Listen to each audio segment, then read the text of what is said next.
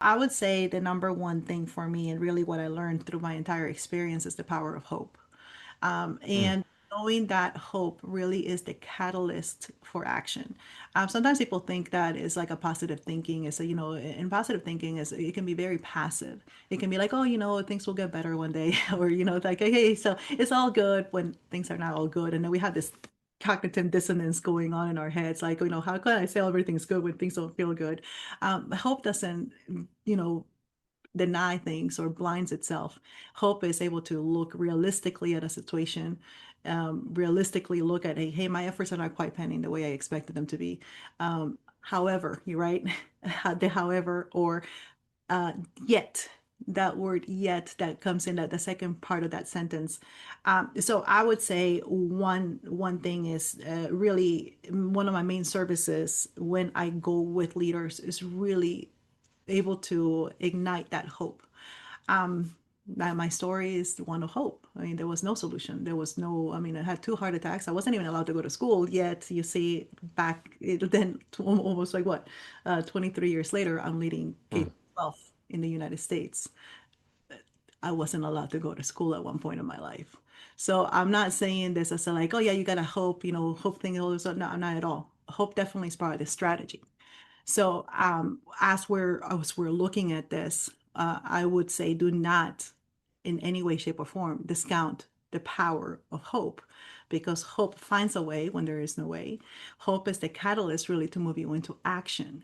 Um, and when you're looking at a team and you don't really have solutions, sometimes we say, it's the CEO is the chief encouraging officer, but it's not encouraging because we look at the hope aspect.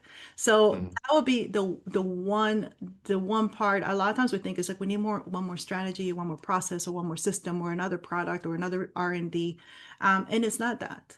It is really honestly an attitude, internal attitude from the leader, being able to then also transfer in the ability to realistically, not like, hey, I'm just going to put in a bunch of hot air to people, but realistically looking at the situations, but framing them in a way to where you're opening up your team to be able to have those very needed conversations that are both realistic, but are solution minded and solution oriented.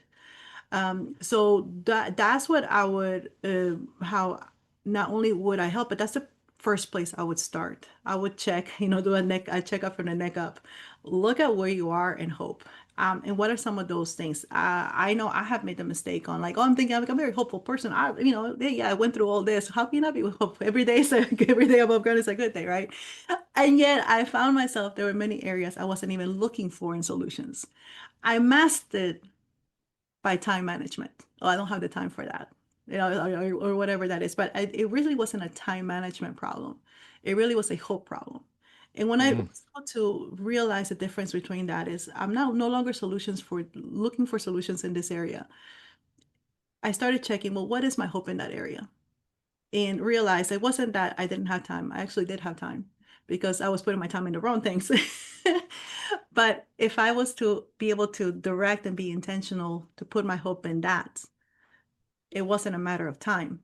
It was a matter of looking at the impossibilities or the challenges, fueling it with hope, and being able to then start testing out solutions. And not every solution is going to work. It's okay. That's part of progress. Like I said, like the innovative surgery for me, it wasn't the first one they got it. No, there was an open heart that failed. There was a heart cath that failed. There were many drugs that failed mm. before that.